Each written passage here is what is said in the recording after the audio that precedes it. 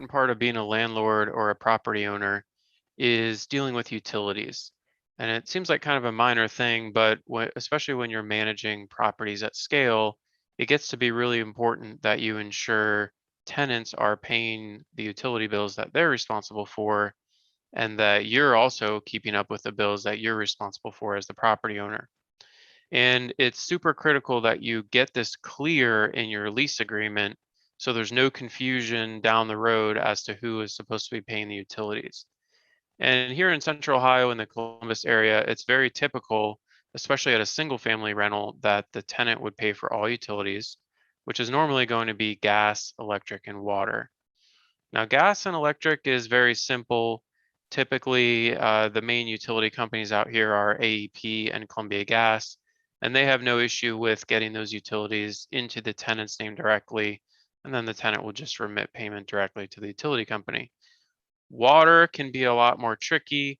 There's a lot of ins and outs with how water billing is handled in different jurisdictions within Central Ohio, and also whether or not your specific property, particularly if it's a multifamily or a condo, how the meter is set up and whether or not it's sub-metered at that particular property.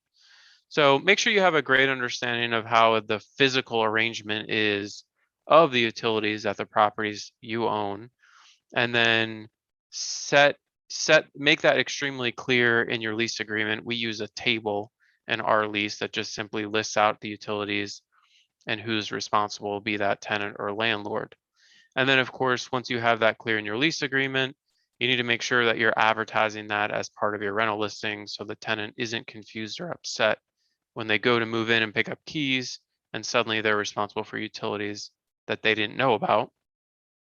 And further, as a part of that process, you need to make sure they actually do transfer the utilities into their name.